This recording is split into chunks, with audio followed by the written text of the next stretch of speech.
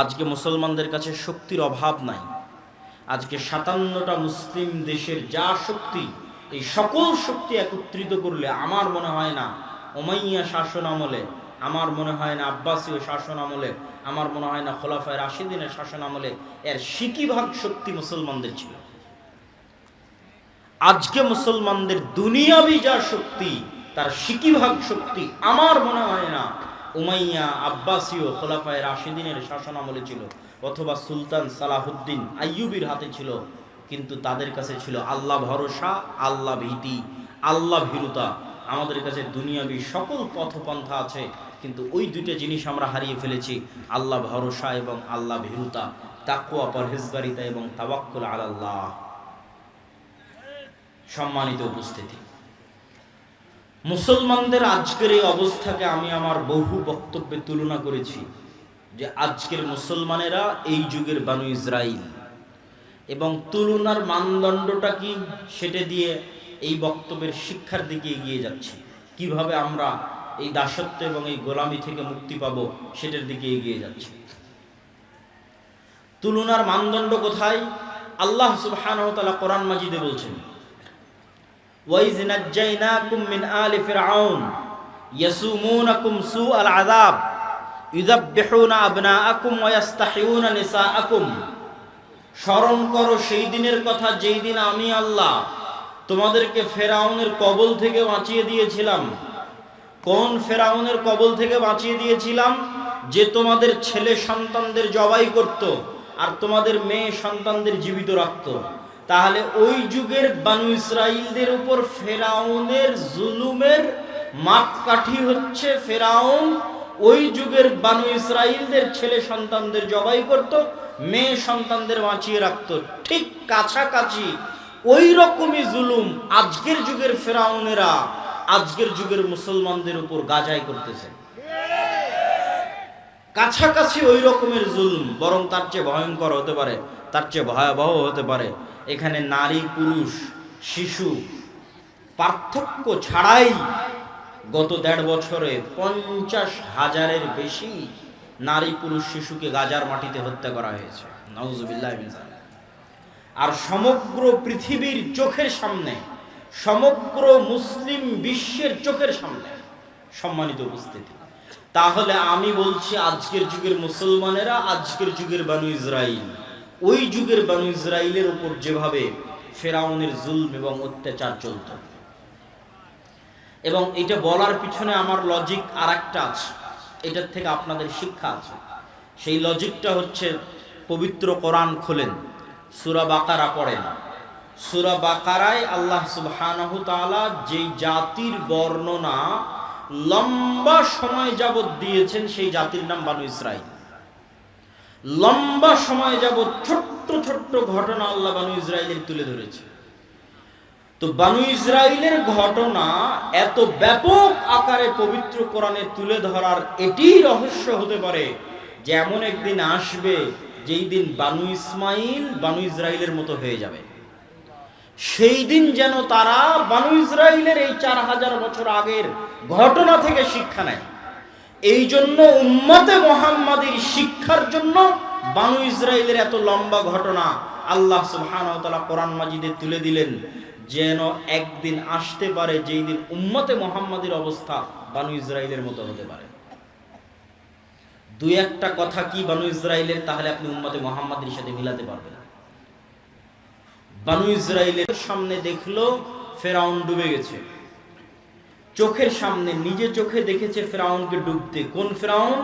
যে ফেরাউন তাদের ছেলে সন্তানদের জবাই করত, মেয়েদের বাঁচিয়ে রাখত। এই চোখের সামনে ফেরাউনকে ডুবতে দেখার পরও বানু ইসরাইল মূসা আলাইহিস সালাতু ওয়াস সালামকে বলছে, লান নুমিনা লাকা হাত্তা নারাল্লাহ জাহরা। মূসা, ততক্ষণ পর্যন্ত তোমার আল্লাহর উপর ঈমান আনয়ন করব না যতক্ষণ না স্বচক্ষে তোমার আল্লাহকে না দেখছি। নাউজুবিল্লাহি মিন যালিক। এরা স্বচক্ষে ফেরাউনকে ডুবতে দেখেছে। ফেরাউনকে স্বচক্ষে ডুবতে দেখার পর নবীকে বলছে, তোমার তাওরাত বিশ্বাস করি না, তোমার আল্লাহর কথা বিশ্বাস করি না স্বচক্ষে যতক্ষণ আল্লাহকে না দেখবে। লোহিত সাগর পার হয়ে আজকের যে বিশাল মরুভূমি আছে সিনাই মরুভূমি, এই বিশাল সিনাই মরুভূমিতেই মুসা আলাইহিস সালাতু ওয়াস সালাম বানু ইসরাইলকে নিয়ে ঘুরপাক খাচ্ছেন।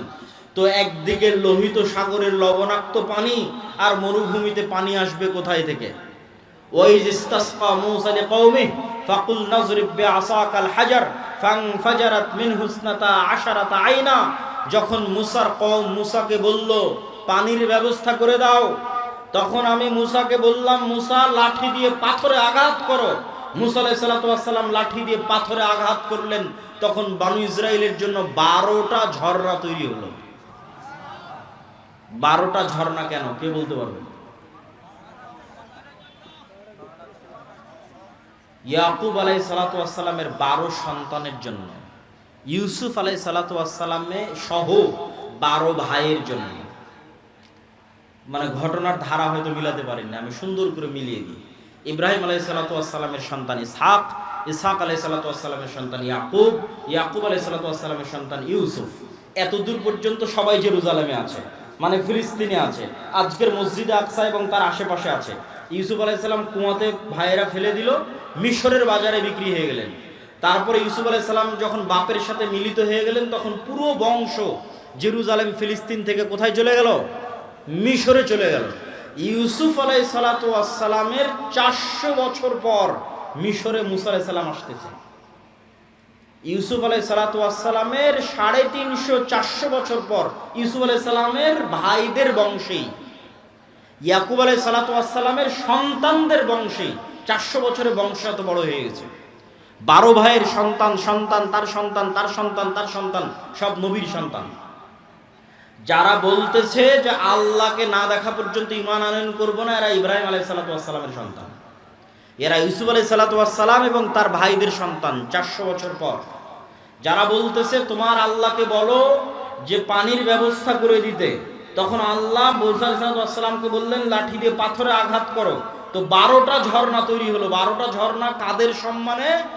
12 ভাইয়ের, 12 গোত্রের, 12 বংশের সম্মানে। এমনকি মুফাসসিরিনে কেরাম লিখছে, যখন মুসা আলাইহিস সালাতু ওয়াস সালাম সমুদ্রের লাঠি দিয়ে আঘাত করেন, তখন একটা রাস্তা নয় 12টা রাস্তা তৈরি হয়েছিল। ইয়াকুব আলাইহিস সালামের 12 সন্তানের 12 বংশধরের সম্মানে 12টা রাস্তা তৈরি হয়েছিল। তারা বলতেছে যে আল্লাহকে ততক্ষণ ঈমান করব না যতক্ষণ না দেখব। তাদের আরেকটা উদাহরণ দেখেন।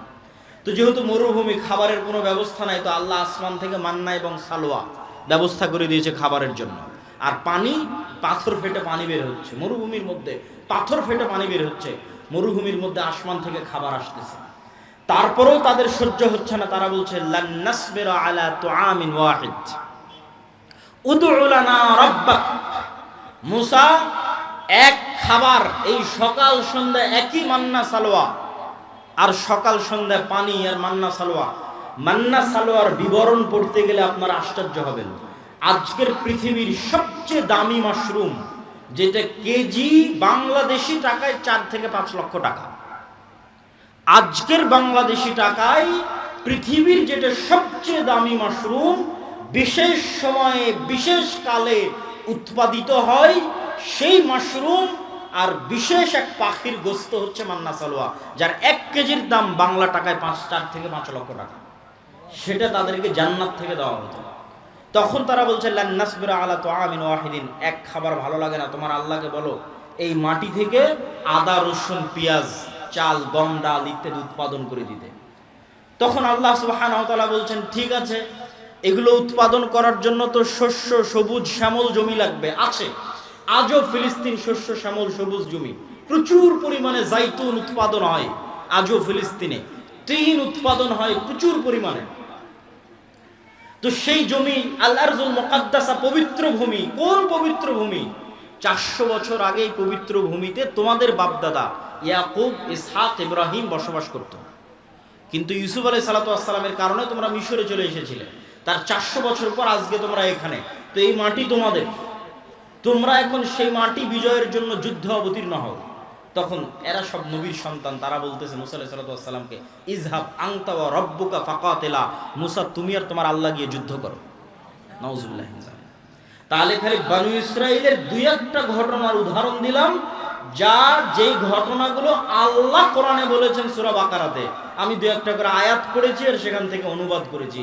তাহলে এবার বলেন তো, নবীদের সন্তানেরা 400 বছরে এতটা সংকীর্ণ মনা, এতটা ন্যারো মাইন্ডেড, এতটা আত্মমর্যাদাহীন, এতটা আত্মসম্মানহীন, এতটা গোলামের স্বভাবে কিভাবে তাদের চরিত্র পরিবর্তন হয়ে গেল? আমি যখন প্রথম ইউরোপ যাই তখন মূলত আমি এই হিসাবটা মিলাতে পেরেছি। ইউরোপে গিয়ে যখন দেখলাম, ইংল্যান্ডে গিয়ে যখন দেখলাম মুসলমানদের জন্ম নিবন্ধন, সার্টিফিকেট, পাসপোর্ট, ইংল্যান্ডে প্রবেশ, ইউরোপে প্রবেশ, অ্যাসাইলাম ক্লেইম করা, সেখানে কাগজপাতি রেডি করা, তারপরে সেখানে সরকারের কাছ থেকে বেনিফিট নেওয়া, বেকারত্ব ভাতা হোক, সন্তান সন্ততির ভাতা হোক, প্রত্যেকটা ধাপ অধিকাংশে মিথ্যার উপর প্রতিষ্ঠিত। মুসলমানদের ভারত, পাকিস্তান, বাংলাদেশ থেকে যে মুসলমানেরা গেছে তারা ইংল্যান্ডে, আর আফ্রিকা থেকে যে মুসলমানেরা গেছে স্পেন, ফ্রান্স এবং ইতালিতে, তাদের মিথ্যা, তাদের ধোঁকা, তাদের চুরি, তাদের দুর্নীতি ভারত পাকিস্তানের মুসলমানদের চাইতে আরো খারাপ, আরো নিম্ন স্তরের। তো তখন আমি উদাহরণ মিলালাম, যারা তো আজকের যুগের মানুষ ইসরাইল, এই যুগের মুসলমানদের কাছে যদি মুসা আলাইহিস সালাতু ওয়াস সালাম প্রেরিত হতেন তাহলে এই উত্তরগুলোই পেতেন, যেই উত্তরগুলো বানু ইসরাইলেরা দিয়েছিল। আমি মনে হয় বুঝাতে পারিনি। মানে এই যুগের মুসলমানদের রক্তের মধ্যে ওইভাবে মিথ্যা, ওইভাবে ধোঁকা, ওইভাবে দুর্নীতি, ওইভাবে আত্মমর্যাদাহীনতা, আত্মসম্মানহীনতা প্রবেশ করেছে, ঠিক যেভাবে 4000 বছর পূর্বে বানু ইসরাইলের ছিল। কারণ কি? কারণ হচ্ছে ইউসুফ আলাইহিস সালাতু ওয়াস সালামের মৃত্যুর পর হাকসুস বংশের যখন পতন হয় এবং ফারাও বংশের যখন উত্থান হয়, তো আগের সরকারের সাথে যাদের জোট থাকে, শত্রুতা করতে করতে জোটের যারা জোটের সঙ্গী তাদের উপর শত্রুতা চলে। তো ফারাওদের যখন উত্থান হয় তখন আগের হাকসুস বংশের জোট, ইউসুফ আলাইহিস সালাতু ওয়াস সালাম মন্ত্রী ছিলেন, ইউসুফ আলাইহিস সালামের ভাইরাও হয়তো বড় বড় মন্ত্রী পরিষদের সদস্য ছিলেন। তখন ফারাওরা যেমন হাকসুসদের উপর জুলুম চালায়, ঠিক তেমন বানু ইসরাইলদের উপর জুলুম চালায়। জুলুম আরো বাড়ে কেন? যে কোনো পাদ্রী, যে কোনো ধর্মীয় জ্ঞান, জ্যোতিষী সব বলে, ফারাও তোমাদের ক্ষমতা ধ্বংস যদি হয় এই বানু ইসরাইলদের হাতে ধ্বংস হয়ে যাবে। তখন আরো ভয়, আরো আতঙ্ক, আরো অত্যাচার। তো দীর্ঘ 300 বছরের জুলম, অত্যাচার এবং গোলামির জীবন, গোলামি করতে করতে চরিত্র নষ্ট হয়ে গেছে। গোলামি করতে করতে কিভাবে চরিত্র নষ্ট হয় তার উদাহরণ কি? এখানে দুইজন গোলামের মধ্যে যদি আমি একটা রুটি নিক্ষেপ করি, তাহলে তারা দুই গোলাম রুটি নিয়ে কাড়াকাড়ি করবে। একটা রুটি পাওয়ার জন্য মিথ্যা বলবে, একটা রুটি পাওয়ার জন্য ধোঁকা দিবে, একটা রুটি পাওয়ার জন্য মারামারি লেগে যাবে। এটা জন্মগত স্বভাব তৈরি হবে গোলামদের মধ্যে। ঠিক মুসলমানদের একই অবস্থা হয়েছে 190 বছর ব্রিটিশদের গোলামি করার কারণে। আফ্রিকানদের মুসলমানদের একই অবস্থা হয়েছে 200-250 বছর স্পেন, ফ্রান্স, ইতালির ঔপনিবেশিক কলোনিয়াল শাসনের অধীনে গোলামি করার কারণে। গোলামি করতে করতে রক্তের মধ্যে মিথ্যা, ধোঁকা, দুর্নীতি প্রবেশ করেছে। সম্মানিত উপস্থিতি, তাহলে ওই যুগের বানু ইসরাইল আর এই যুগের মুসলমানদের সাথে মিলে গেলে একটা কথা সামারি, সারমর্ম হিসেবে বের হয়ে আসে যে নবীর সন্তানদের চরিত্র ধ্বংস হয়েছে গোলামির কারণে, উম্মতে মুহাম্মাদির চরিত্র ধ্বংস হয়েছে গোলামির কারণে। আর এর বিপরীত কি ঘটেছে? এর বিপরীত, মুসা আলাইহিস সালাতু ওয়াস সালামকে আল্লাহ যদি ফেরাউনের বাড়িতে না নিয়ে যেতেন, আর মুসা আলাইহিস সালাতু ওয়াস সালাম যদি বানু ইসরাইলের সাথে মানুষ হতো, তাহলে মুসা আলাইহিস সালামের রক্তের মধ্যেও গোলামির স্বভাব তৈরি হয়ে যেত। মুসা আলাইহিস সালাতু ওয়াস সালামকে আল্লাহ পূর্ণ আত্মমর্যাদা, আত্মসম্মানের সাথে মানুষ করার জন্য রাজার বাড়িতে পাঠিয়ে দিয়েছেন। তাহলে মুসা আলাইহিস সালামের স্বাধীন চেতা মনোভাব ঠিক থাকবে। স্বাধীন চেতা মনোভাবের প্রমাণ কোথায়? মুসা আলাইহিস সালাতু ওয়াস সালাম একদিন দেখতেছে, একদিন জুলুম হতে দেখেছে। একদিন কি? ফারাওদের একদল অনুসারী বানু ইসরাইলের একদল অনুসারীর উপর অত্যাচার করতেছে। তো একদিনের দেখা অত্যাচার মুসা আলাইহিস সালাম সহ্য করতে না পেরে এক থাপ্পড় দিয়ে ফারাওয়ের ওই ব্যক্তিকে ওখানেই তিনি হত্যা করে দিয়েছেন। কেন? তার মধ্যে স্বাধীন চেতা, আত্মমর্যাদা, আত্মসম্মান ছিল। যদি বানু ইসরাইলদের সাথে বড় হতেন তাহলে এটাকে উনি জুলুমি মনে করতেন না। এটা তো আমার ভাগ্যে, তাকদিরে, আমরা এইভাবেই বড় হয়েছি, এভাবেই গোলামি দেখেছি, কে বাধা দিতে যাবে? বাধা দিতে গেলে বিপদে পড়বো। কিন্তু যখন উনি নেতা তখন জুলুমের বিরুদ্ধে আওয়াজ উঠিয়েছেন, মিথ্যার বিরুদ্ধে, অত্যাচারের বিরুদ্ধে আওয়াজ উঠিয়েছেন। সম্মানিত উপস্থিতি, এই পুরো আলোচনার সারমর্ম আল্লামা ইকবালের একটি কবিতা। আল্লামা ইকবাল বলছেন, সাবাক ফিরসে পড়, সাদাকত কা, শুজাআত কা, আদালত কা, লিয়া জায়েগা তুঝসে কাম, দুনিয়া কি ইমামত কা। মুসলমানেরা, তোমাদের মধ্যে আনুষ্ঠানিকতা, ইসলামের সব আনুষ্ঠানিকতা আছে। সাহারি ইফতারি কত সুন্দর করে মসজিদে আপনারা করেছেন, ঈদের সালাত বিশাল মাঠে আদায় করেছেন, ইতিকাফ হয়েছে, লাইলাতুল কদর হয়েছে, সমাজ থেকে ফিতরা বন্টন হয়েছে, কতজন উমরা করতে যাচ্ছে, কতজন হজ করতে যাচ্ছে, আনুষ্ঠানিকতার অভাব নাই। কিন্তু কোথায় সমস্যা? আনুষ্ঠানিকতার অভাব নাই, কিন্তু সমস্যা। আল্লামা ইকবাল বলছেন, তোমরা নতুন করে সত্য বলা শিখো, নতুন করে সাহসী হওয়া শিখো, নতুন করে ন্যায় প্রতিষ্ঠা করা শিখো, তাহলে আল্লাহ তোমাদেরকে দুনিয়ার নেতা বানিয়ে দিবে। কেননা এই গুণগুলোর উপর নবীদের জন্ম হয়েছে, মুসা আলাইহিস সালামের জন্ম হয়েছে, মুহাম্মদ সাল্লাল্লাহু আলাইহি সাল্লামের জন্ম হয়েছে, ঈসা আলাইহিস সালামের জন্ম হয়েছে। এই গুণের উপর জন্মগত গুণ। এই জন্য ঈসা আলাইহিস সালামের কথা বলতে গিয়ে রাসূল সাল্লাল্লাহু আলাইহি সাল্লাম বলেছেন, লা তাকুমুস সাআহ হাত্তা ইয়ানজিলা ঈসা ইবনে মারইয়াম, ততদিন পর্যন্ত কিয়ামত হবে না যতদিন না মারিয়ামের ছেলে ঈসা পৃথিবীতে নেমে না আসছে।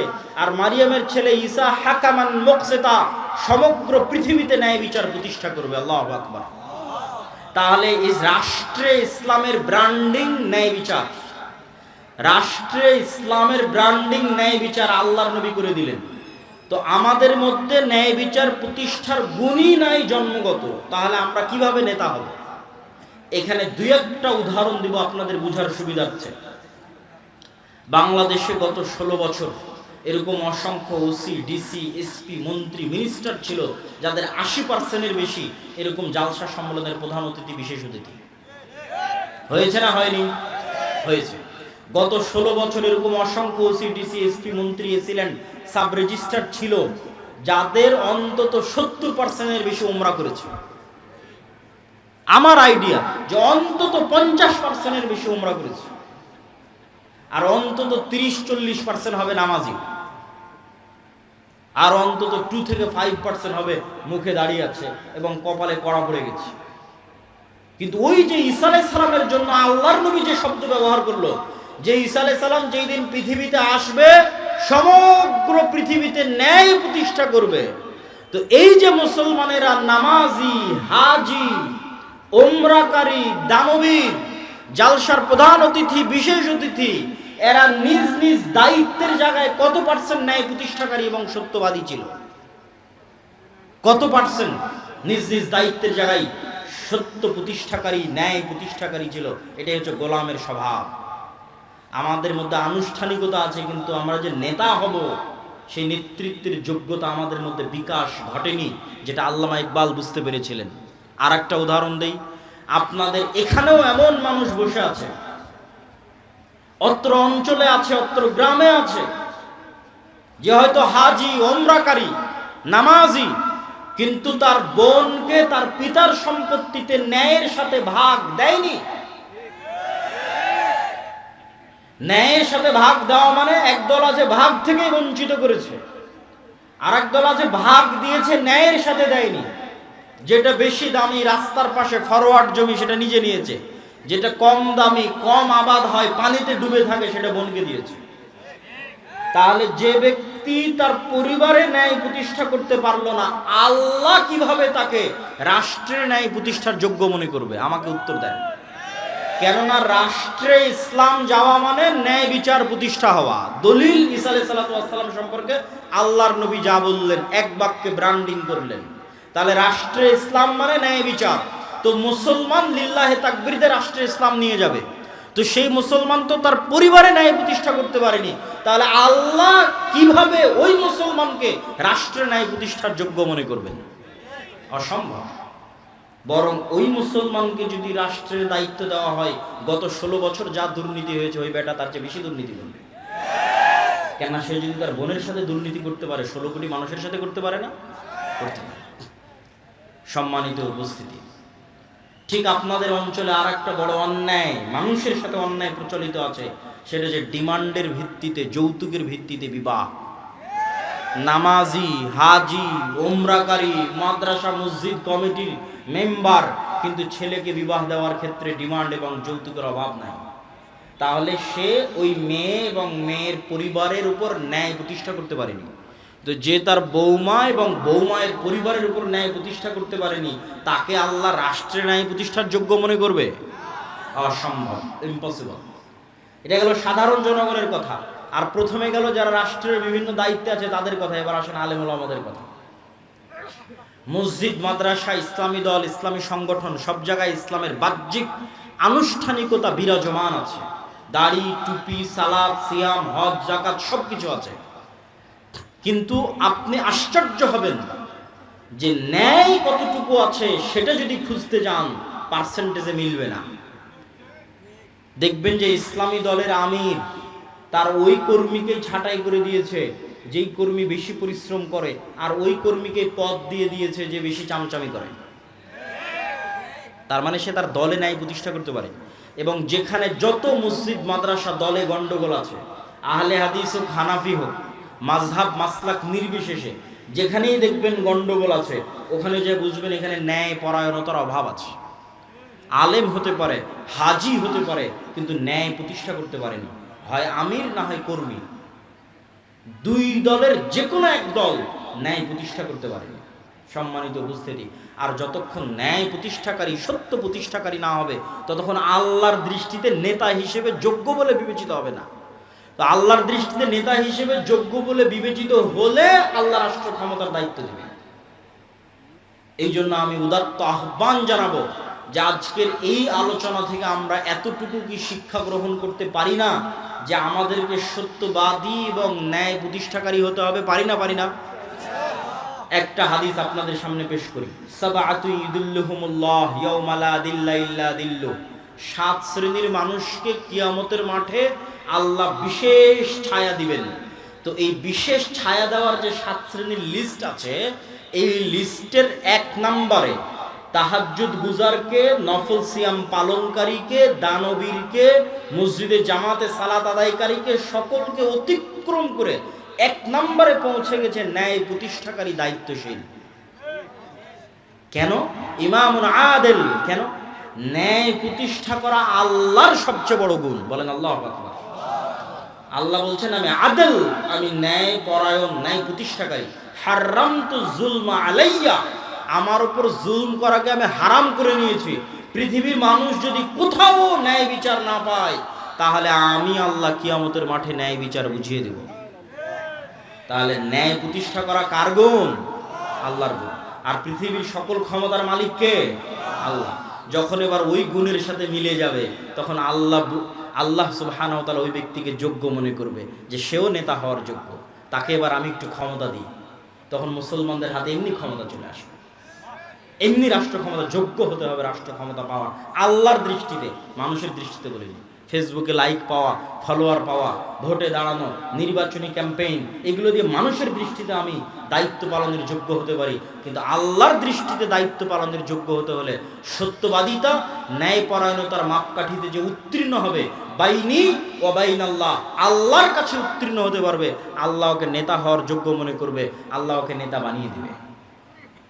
সম্মানিত উপস্থিতি, আর এই যে গোলামির নেচার, আপনাদের বিরক্তি হওয়ার আগেই কিন্তু আমি বক্তব্য শেষ করবো। এই জন্য আপনাদের উদাত্ত আহ্বান জানাচ্ছি যে আপনারা আর কিছুক্ষণ, আমার বক্তব্যের সারমর্মের দিকে চলে আসতেছি, শেষের দিকে চলে আসতেছি, আর কিছুক্ষণ ধৈর্যের সাথে শুনুন।